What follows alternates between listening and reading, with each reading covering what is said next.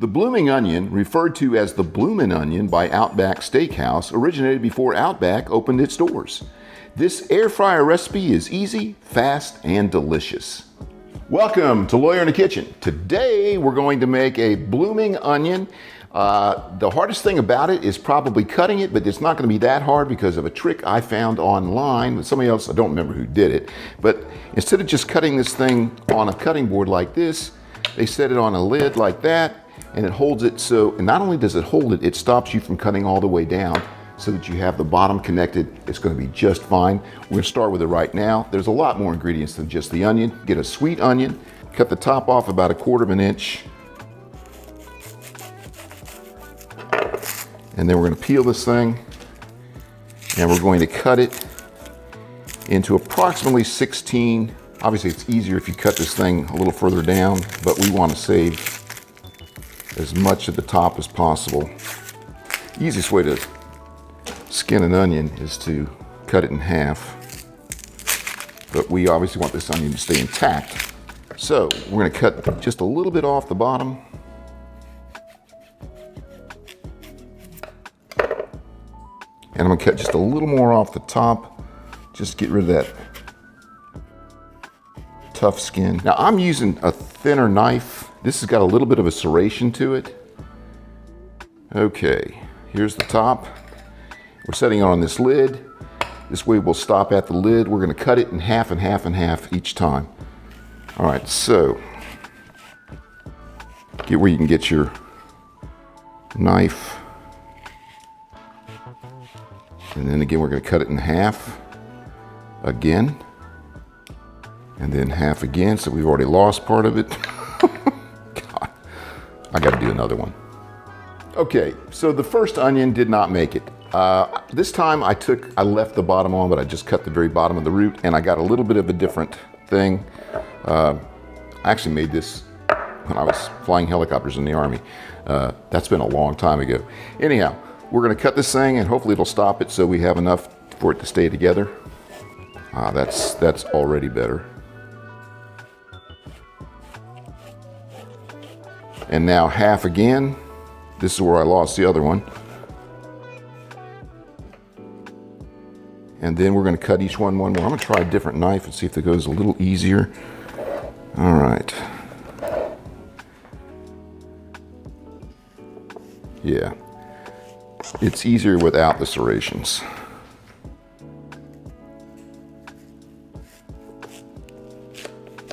We only lost one petal. That's not too bad. So we're going to put this in a bowl of cold water and cover it up and put it in the refrigerator for about 20 or 30 minutes. So it'll soften up some and the petals should come out a little bit more. The Bloomin Onion actually originated in New Orleans in the 1980s at Russell's Marina Grill.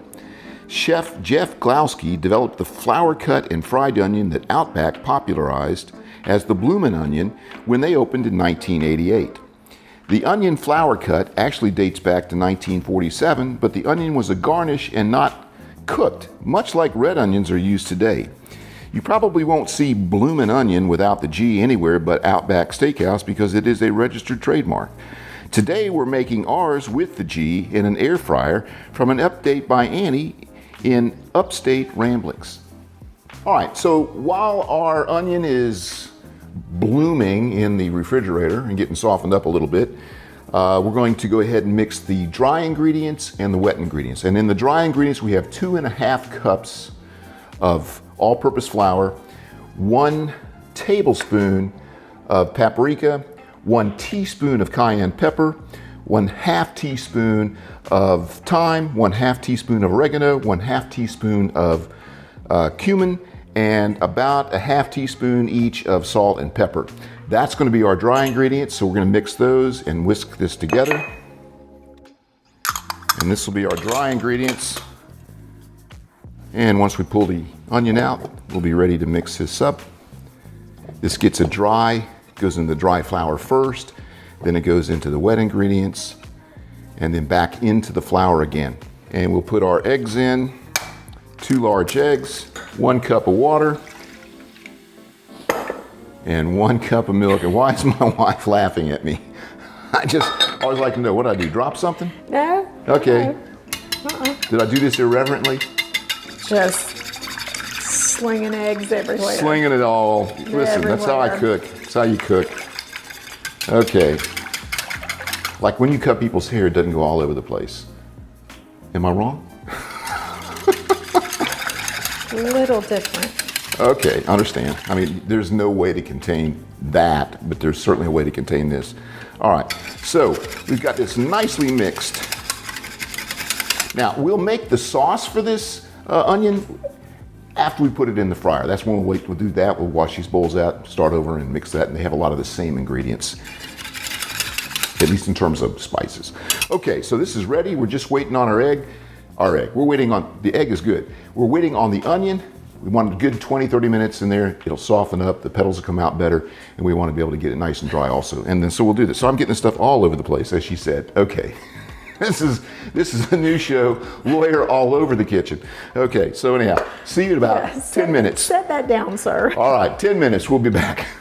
I've had this sitting in here in the refrigerator for 30 minutes. We lost a few of them. I'm gonna let this dry a little bit, and I'm gonna pull these petals out a little bit, like this, because you want to get them out there as much as possible, and this will get out a little bit further as we go. So we're going to put it in the flour, this side up, and we're going to try and get the flour in between the petals. You could use a spoon for this, but like most things, your hands... What fun would that be? Your hands work pretty good. And I don't think you can waste time on this. This is good right here. You want to get them opened up. All right, so now we're going to flip this over and get rid of the excess. And then we're going to put it into the wet mix. And we're going to put it back into the flour one more time. You're going to have some extra, no question. We're going to put this on a piece of aluminum foil as soon as Actually, I should do that. Can you get the foil? Sure. We'll use that to put it in there. And I'd make sure we got all the extra off. That looks pretty good right there. And then we're going to spray it with a bunch of oil. So we have vegetable oil, and I'm just going to go ahead and spray that on here in a minute. You do that, there's an X on it. You do this, there's one stream, line, X. X, spray. Thank you. Make sure you put this in. All right, here we go. It's like magic.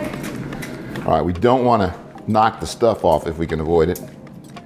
We're gonna hit this thing some while it's in the air fryer too.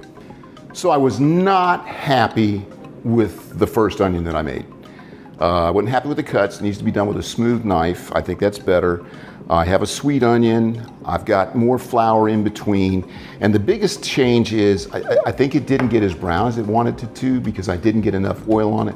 Because the sprayer I had, even if it was on mist, was hitting it with a stream and it was knocking all the flour off. So this I have changed to a misting oil sprayer. And I've got this all ready to go in again, except I need to dump the excess off. And I'm going to set it in the little cradle. And I'm going to get my hands washed one more time, and then I'm going to hit it with the oil. This one actually mists. And you want to mist it pretty good, because otherwise it will not get brown. And we're ready to start. And we're going to take it, we're going to check it in about 5 minutes and hit it again with some more oil. All right, so we're going to go ahead and hit this with the spray again, and this is turning nice. This already looks better than the other one. And we still got a good little bit of time to cook on it. All right. All right, so while we're finishing cooking this, we're going to go ahead and make our sauce, which is a 1/4 cup of mayonnaise, 1/4 cup of sour cream, 2 tablespoons of ketchup, 1 tablespoon of horseradish. Really? I didn't know it had horseradish. It has horseradish. I did not. It's got about a 1/4 teaspoon of cayenne, about a 1/4 teaspoon of pepper, about a 1/2 teaspoon of paprika, and about a 1/2 teaspoon of salt. And there it is. So we're gonna mix this together. All right, that's pretty good. Let's see how it tastes. That's pretty good. All right, it's been 25 minutes. It looks like it's done. I think that looks pretty good right there. We're ready to taste. It looks good. This looks so much better than the first one I made, doesn't it? I mean, the onion's better, it's cooked better, it had more oil, it should taste better. All right, let's see how this is. The onion is tender, I can tell you that.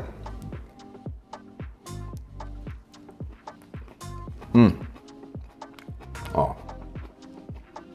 Yeah, that's great. Isn't that good? The onion's perfect. It's totally tender. The outside's crisp. It's nice and brown this time. I'm happy with it. Hey, you gotta try this. It's not that hard to make. It takes a little bit of time.